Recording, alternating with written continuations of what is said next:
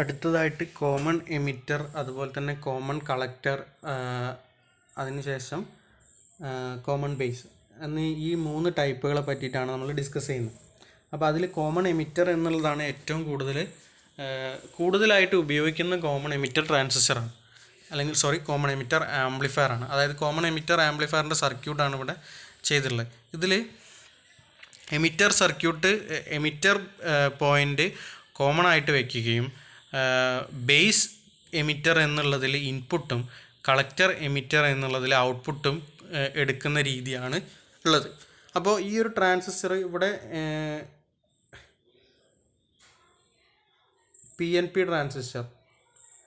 NPN ട്രാൻസിസ്റ്ററാണ് ഉപയോഗിച്ചിട്ടുള്ളത്.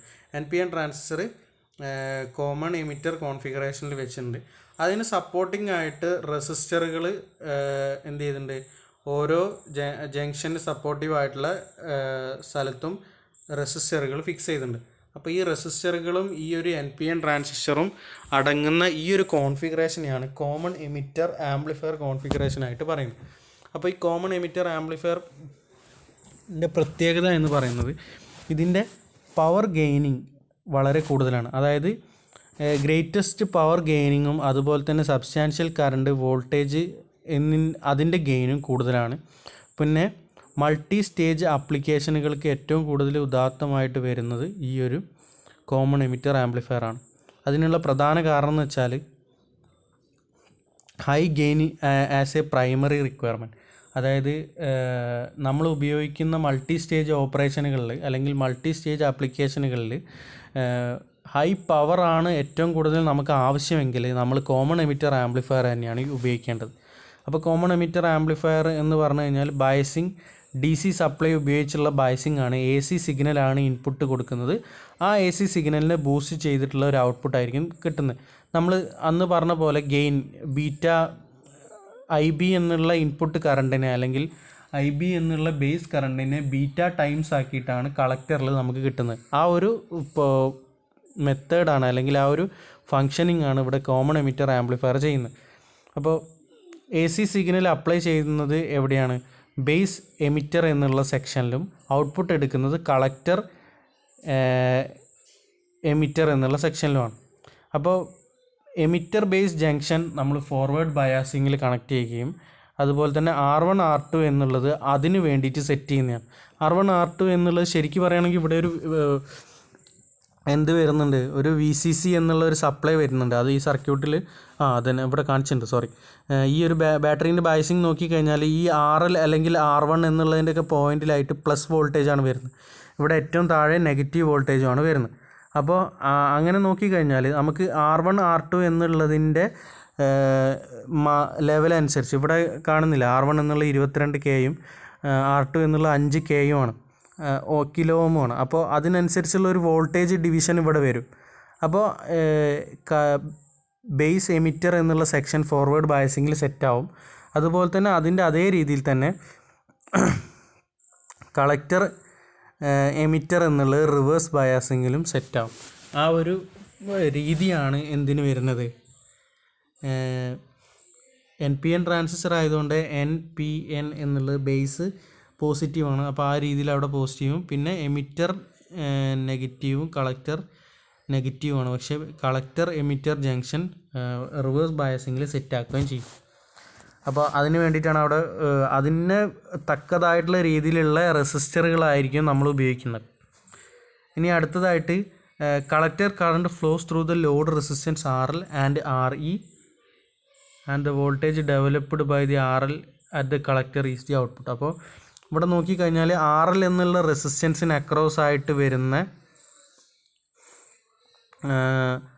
അതിനെയാണ് നമ്മൾ ഔട്ട്പുട്ടിൽ എടുക്കുന്നത്. അപ്പോൾ RE എന്നുള്ള എമിറ്റർ റെസിസ്റ്റൻസിലൂടെയും RL എന്നുള്ള ലോഡ് റെസിസ്റ്റൻസിലൂടെയും വരുന്ന വോൾട്ടേജ് നമ്മൾ ചൂസ് ചെയ്യുന്ന വോൾട്ടേജാണ് ചൂസ് ചെയ്യുന്നത്. അപ്പോൾ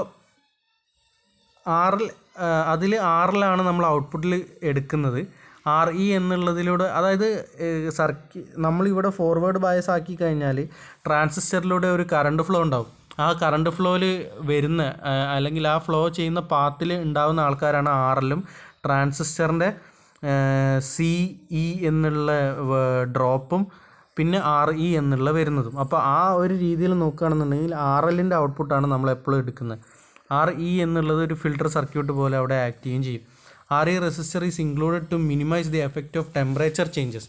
അതായത് കളക്ടറുകളിൽ വരുന്ന ടെമ്പറേച്ചർ ചേഞ്ചസിൽ മിനിമൈസ് ചെയ്യാനായിട്ട് കറണ്ടിൻ്റെ ഒഴുക്ക് കാരണം വരുന്ന ടെമ്പറേച്ചർ ചേഞ്ചസ് മിനിമൈസ് ചെയ്യാൻ വേണ്ടിയിട്ടാണ് RE റെസിസ്റ്റൻസ് അറ്റ് എമിറ്റർ എന്നുള്ളത് സെറ്റ് ചെയ്യുന്നുണ്ട്. To prevent RE from reducing the signal gain by current feedback, the capacitor C3 may be included in parallel. അതായത് ഒരു കപ്പാസിറ്റർ പാരലൽ ആയിട്ട് R3ൻ്റെ കൂടെ REൻ്റെ കൂടെ സെറ്റ് ചെയ്യുന്നുണ്ട്.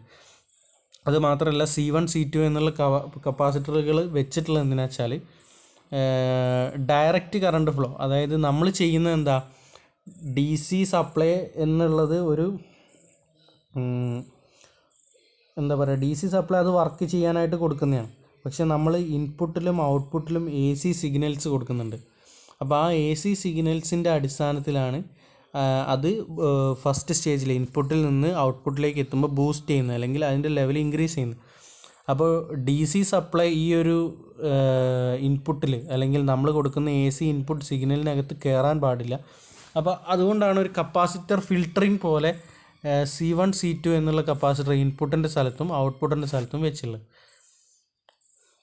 അപ്പോൾ ഇത്രയാണ് കോമൺ എമിറ്റർ ആംപ്ലിഫയറിൽ നോക്കാനുള്ളത്. കോമൺ എമിറ്റർ ആംപ്ലിഫയറിൻ്റെ സർക്യൂട്ടിൻ്റെ അടിസ്ഥാനത്തിൽ തന്നെ എമിറ്റർ കോമൺ ആയിട്ട് കളക്ടർ എമിറ്ററിൽ ഇൻപുട്ട് സിഗ്നലും ബേസ് എമിറ്ററിൽ ഇൻപുട്ട് സിഗ്നലും കളക്ടർ എമിറ്ററിൽ ഔട്ട്പുട്ട് സിഗ്നലും എടുക്കും. അതിനനുസരിച്ചുള്ള റെസിസ്റ്റൻസുകളും കപ്പാസിറ്ററുകളും ഈ ഒരു സർക്യൂട്ടിൽ NPN ട്രാൻസിസ്റ്ററിൻ്റെ കൂടെ NPN ആയിക്കോട്ടെ, ഏത് ട്രാൻസിസ്റ്ററാണെങ്കിലും കുഴപ്പമില്ല, ആ ട്രാൻസിസ്റ്ററിൻ്റെ കൂടെ ആവശ്യമുള്ള സപ്പോർട്ടിംഗ് ആയിട്ടുള്ള കമ്പോണൻറ്റുകൾ എലമെൻറ്റുകൾ ഉണ്ടായിരിക്കും. ഇനി അടുത്തതായിട്ട് പറയുന്നത് കോമൺ കളക്ടറാണ്. കോമൺ കളക്ടർ ആംപ്ലിഫയർ എന്ന് പറഞ്ഞാൽ കളക്ടർ പോയിൻ്റാണ് നമ്മൾ എന്തായിട്ട് വെച്ചിട്ടുള്ളത്, കോമൺ പോയിൻ്റായിട്ട് വെച്ചിട്ടുള്ളത്. കളക്ടർ പോയിൻ്റാണ് കോമൺ ആയിട്ട് വെച്ചിട്ടുള്ളത്. അതിൽ തന്നെ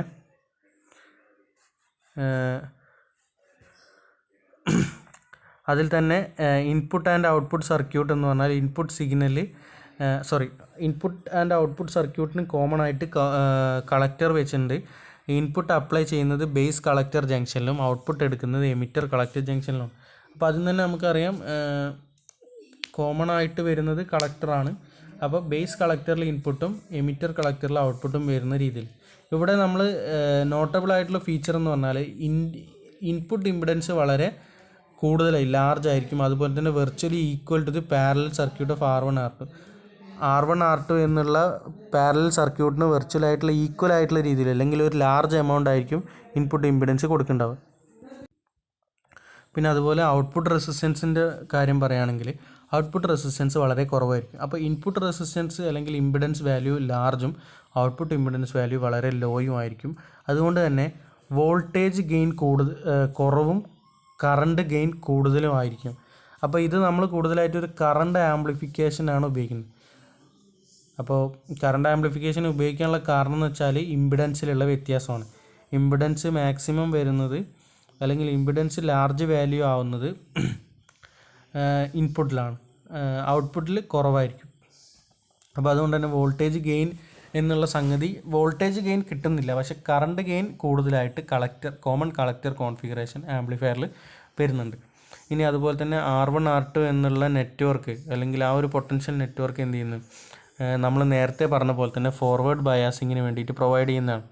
R1 R2 എന്നുള്ള കോൺഫിഗറേഷൻ നോക്കിക്കഴിഞ്ഞാൽ അത് ഇവിടെ ബാറ്ററി ഇവിടെയാണ് കൊടുത്തിട്ടുള്ളത് റൈറ്റ് സൈഡിൽ, അതായത് ഇവിടെ ഒരു പ്ലസ് വോൾട്ട് ഉണ്ടായിരിക്കും.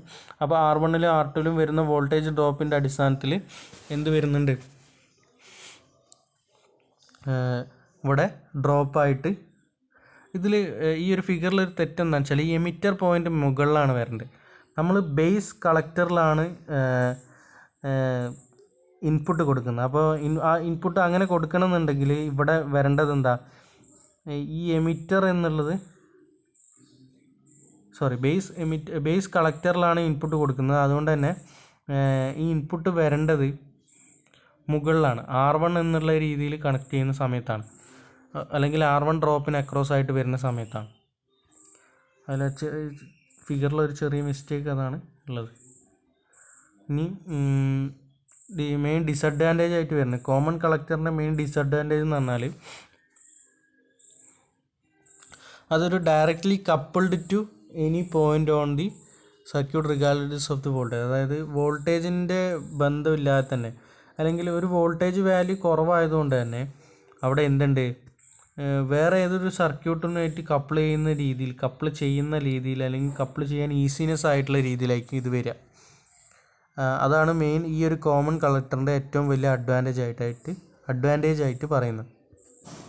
ഇനി ഇതിൻ്റെ സർക്യൂട്ട് നോക്കിക്കഴിഞ്ഞാൽ ഇൻപുട്ടും ഔട്ട്പുട്ടും വരുന്നത് R2 എന്നുള്ള സിഗ്നലിൻ്റെ അക്രോസ് ആയിട്ട് ഇൻപുട്ട് കൊടുക്കുന്നുണ്ട്. അത് നോക്കിക്കഴിഞ്ഞാൽ എങ്ങനെയാണ് വരിക, ബേസ് എമിറ്റർ എന്നുള്ളതല്ല, ബേസ് കളക്ടറാണ് അവിടെ വരേണ്ടത്. ഈ എമിറ്റർ മേലെയാണ് വരേണ്ടത് കേട്ടോ, എമിറ്റർ സിഗ്നൽ മേലെയാണ് വരേണ്ടത്.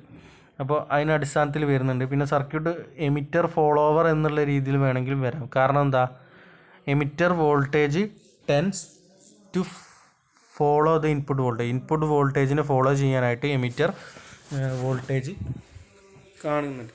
പിന്നെ അടുത്തതായിട്ട് പറയുന്നത് difference between two AC voltage. AC വോൾട്ടേജിൻ്റെ ഡിഫറൻസ് എന്ന് പറഞ്ഞാൽ ബേസ് എമിറ്റർ ജംഗ്ഷനിൽ വരുന്ന ട്രാൻസിസ്റ്ററും അത് വളരെ ചെറുതായിരിക്കും.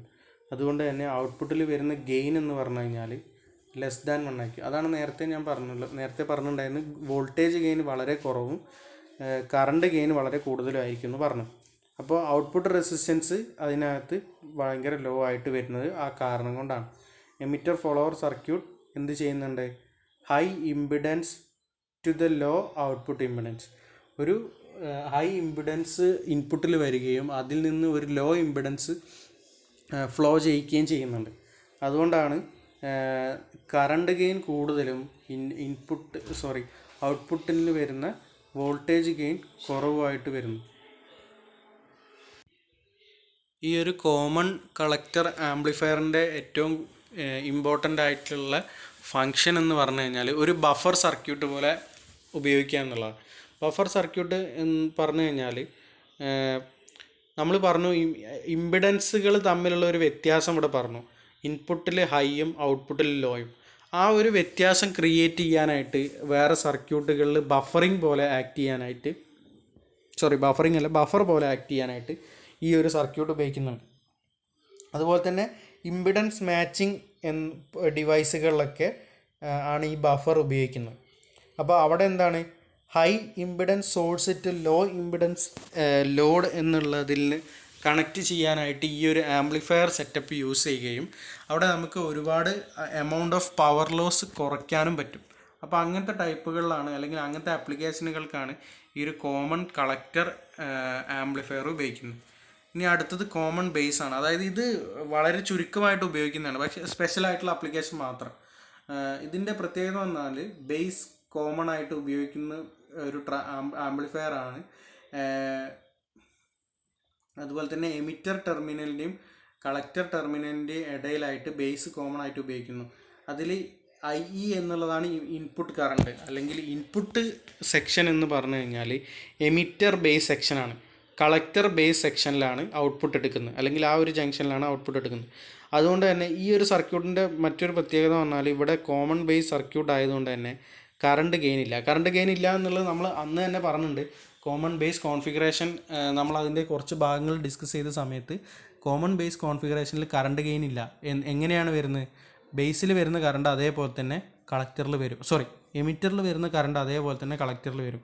അതൊരു കറണ്ട് ഫോളോവർ എന്നുള്ള രീതിയിൽ പോലെ വർക്ക് ചെയ്യുന്ന ഒരു സംഗതിയാണ്. അതുപോലെ തന്നെ ഫോർവേഡ് ബയസ്ഡ് എമിറ്റർ ബയസ് ജംഗ്ഷനും അതേപോലെ തന്നെ റിവേഴ്സ് ബയസ്ഡ് കളക്ടർ ബേസ് ജംഗ്ഷനും വോൾട്ടേജ് ഗെയിൻ ഒരു കുറച്ച് രീതിയിൽ കാണിക്കുന്നുണ്ട്. അപ്പോൾ ഇവിടെ ഒരു വോൾട്ടേജ് ആംപ്ലിഫയർ എന്നുള്ള രീതിയിൽ, അല്ലെങ്കിൽ വോൾട്ടിനെ ബൂസ്റ്റ് ചെയ്യാൻ പറ്റുന്ന രീതിയിലുള്ള ഒരു സർക്യൂട്ടുകളിലുമാണ് ഈ ഒരു സംഗതി ഉപയോഗിക്കുന്നത്, കോമൺ ബേസ്. എന്തുകൊണ്ടാണ് അങ്ങനെ പറയുന്നത്, low impedance forward biased emitter base ജംഗ്ഷനാണ്. പക്ഷേ കളക്ടർ ബേസ് ജംഗ്ഷൻ റിവേഴ്സ് ബയാസിലും അതിൻ്റെ ഇമ്പിഡൻസ് ഹൈയും ആണ്.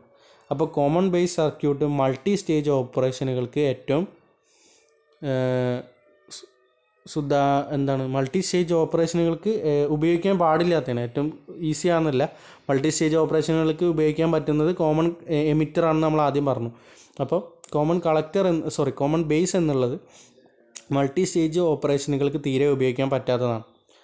ഇവിടെ കറണ്ട് പവർ ഗെയിൻ ലോയും വോൾട്ടേജ് ഗെയിൻ നമുക്കൊരു ലെവൽ വരെ അത്യാവശ്യം കിട്ടുന്ന രീതിയിലുമാണ് ഈ ഒരു കോമൺ ബേസ് ആംപ്ലിഫയർ വർക്ക് ചെയ്യുന്നത്. കാരണം കറണ്ടിൻ്റെയും പവറിൻ്റെയും ലോ വരാനുള്ള കാരണം എന്താ വെച്ചാൽ ഈ ഇൻപുട്ട് ഇമ്പിഡൻസ് ലോയും ഔട്ട്പുട്ട് ഇമ്പിഡൻസ് ഹൈയും ആയതുകൊണ്ടാണ്. ഇനി ഇതിൻ്റെ സർക്യൂട്ട് ഡയഗ്രം നോക്കുക.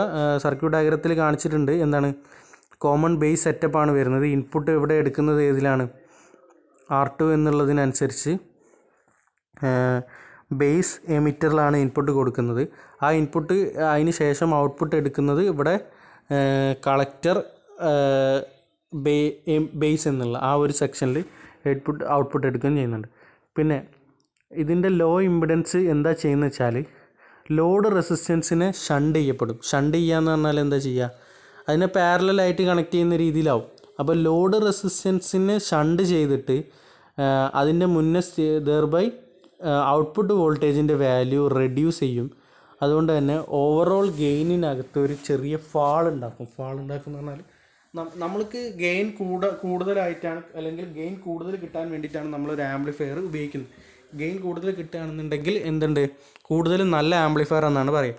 പക്ഷേ ഇവിടെ ഈ കോമൺ ബേസ് ഉപയോഗിച്ച് കഴിഞ്ഞാൽ ഇവിടെ ഈ എന്താണ് ഇമ്പിഡൻസ് ഷണ്ടിങ് ഓപ്പറേഷൻ ഉണ്ടാവും.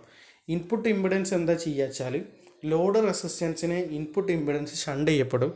ആ കാരണം കൊണ്ട് തന്നെ അവിടെ എന്താ സംഭവിക്കുക, ഔട്ട്പുട്ട് വോൾട്ടേജ് ഇൻപുട്ടിനേക്കാളും അല്ലെങ്കിൽ ഇൻപുട്ട് ബൂസ്റ്റ് ചെയ്യുന്ന സമയത്ത് ആ ഒരു ബൂസ്റ്റിംഗ് അവിടെ കിട്ടാണ്ട് പോകും.